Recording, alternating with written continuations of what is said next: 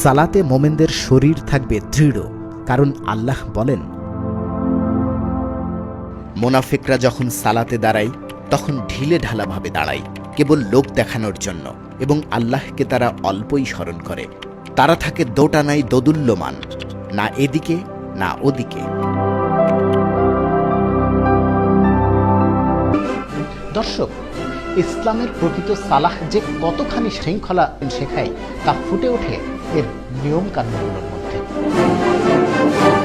সালাতে চোখ বন্ধ করে রাখা, এদিক ওদিক তাকানো, কাপড় বা মাথার চুল ঠিকঠাক করা জায়েজ নয়।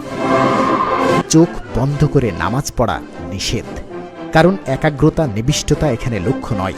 এখানে লক্ষ্য হচ্ছে শৃঙ্খলা শিক্ষা।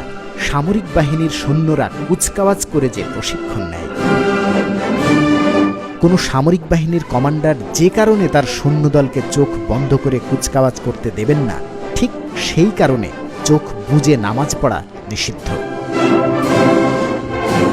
আল্লাহ রাসূল বলছেন, পিঠ এমনভাবে সোজা করে দাঁড়াবে যাতে সমস্ত হাড়ের গ্রন্থি বা জয়েন্টগুলো আপন আপন জায়গায় বসে যায়। অর্থাৎ দাঁড়াতে হবে এমন সোজা হয়ে যাতে মাথা থেকে পা পর্যন্ত সম্পূর্ণ শরীর রডের মতো একটি সরল রেখায় পরিণত হয়। এ সময় দুপায়ের পাতা সমান্তরাল থাকবে। উভয়ের মধ্যে যার যার হাতের 4 আঙুল পরিমাণ ফাঁক রাখতে হবে। রুকুতে পিঠকে পেছন ও ঘাড়ের বরাবর সোজা রাখতে হবে। এ সময় মাথা নিচুও করা যাবে না, উঁচুও করা যাবে না।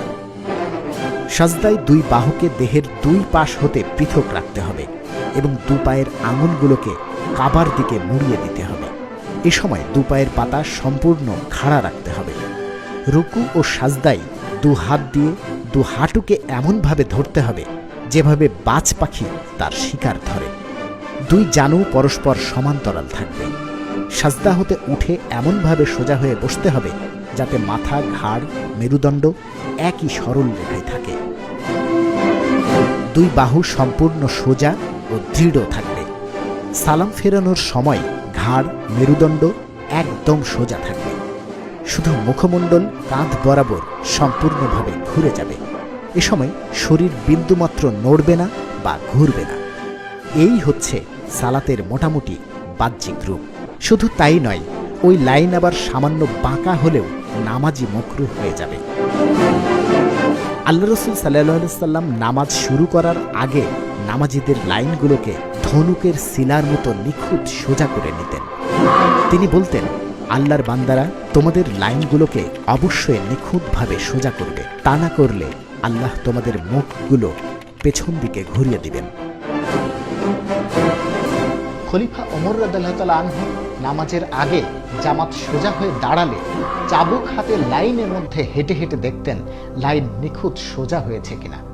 এই কেমন উপাসনা, যেখানে উপাসকদের চাবুক মেরে লাইন সোজা করতে হয়। পৃথিবীর যে কোনো স্থানের একটি জামাতের নামাজের সঙ্গে পৃথিবীর অন্য কোনো ধর্মের উপাসনার কোনো মিল নেই। পক্ষান্তরে যে একটিমাত্র বিষয়ের সাথে এই নামাজের অত্যন্ত সাদৃশ্য বা মিল পাওয়া যায় তা হল পৃথিবীর যে কোনো সামরিক বাহিনীর কুচকাওয়াজ বা ট্রেনিং প্রশিক্ষণের সাথে। একথা যিনি অস্বীকার করবেন তার সত্যের প্রতি কোনো শ্রদ্ধাবোধ নেই, সত্যকে স্বীকার করার মানসিকতা নেই।